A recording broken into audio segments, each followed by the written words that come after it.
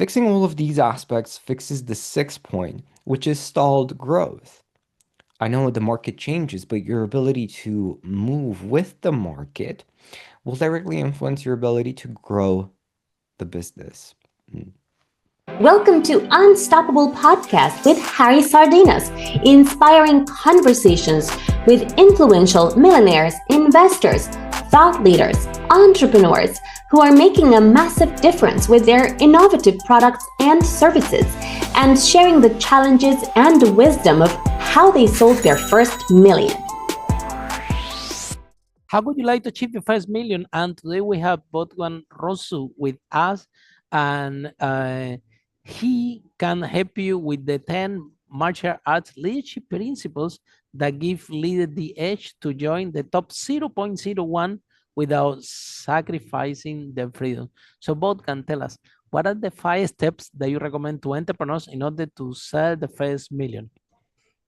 Beautiful. Well, I actually have, if you don't mind me sharing, I love to say that leaders achieve freedom by breaking free of their chains. So, first one would be getting out of your comfort zone. This is very common for hyper leaders. They have a lot of yes people around them, people who are impressed with their minimum effort. So they never really tap into their full potential, their full power, their mastery. And also, when things are good, right, the obstacle to great are when things are going right. So somebody doing six figures, life is pretty good. There's not necessarily that fire and scale to seven figures because that takes an up level in leadership in your ability to create systems that scale. And is getting out of the hustle and grind mindset. We're trained to believe that the harder you work, the more you trade your time for money, the better your will be. But that's actually the opposite of the truth. Elite leaders, they multiple companies leading, 20, 30, 50, 100 companies sometimes. And was that possible? Because they've gotten out of the mindset of I trade my time for money. And they got into the mindset of using leverage, doing more with a huge martial arts principle. Like, if you ever seen Bruce Lee's 1 inch, the ability to generate tremendous force from a very, very small distance instead of, winding up the punch to hit somebody and knock them out. This is an idea of using leverage, using all of the leverage points in your body to create the biggest impact. So that's number two. Number three is getting out of the attracting of mediocre talent. Just because you like some of the people in your team, or maybe they're your friends. I had a client like that. His team was an absolute mess, but his team was mostly comprised of his friends. Deadlines were not being met. They were losing clients, big clients. So getting into the ability of really attracting people that love your vision and have a vision that is easy to share, easy to remember, and easy for the right people to rally behind. Like, for example, Microsoft, back in the day, their big vision was a computer on every desk. And I would say they over delivered on that promise because now we have computers in the fridge, right? So having that sort of world changing, easy to understand vision makes it easy to attract top. Now, this comes into our following point.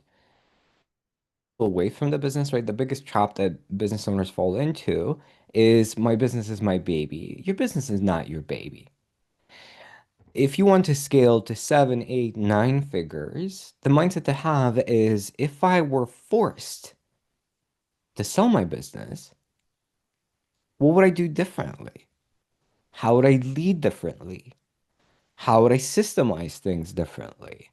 This doesn't mean you have to sell the business, but it means that once you achieve the ready to sell status, you as the founder, you as the leader get to work when you want to, not because you have to, right? That's how you create freedom in your business.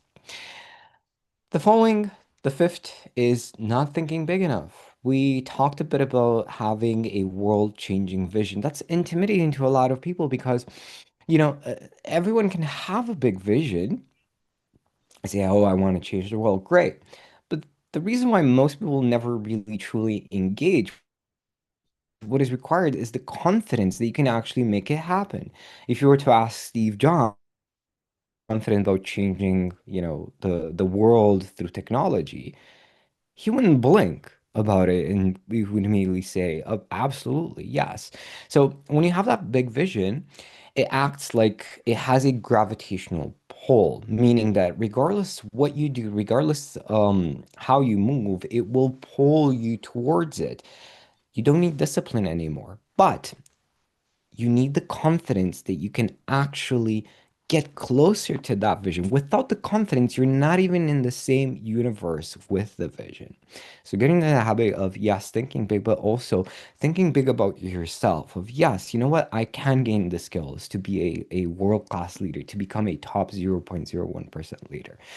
Fixing all of these aspects fixes the sixth point, which is stalled growth. I know the market changes, but your ability to move with the market will directly influence your ability to grow the business. Follow us for more interviews with world's most influential, audacious entrepreneurs that overcame challenges and adversity, providing you with the blueprint of how they sold their first million so you can grow your business exponentially.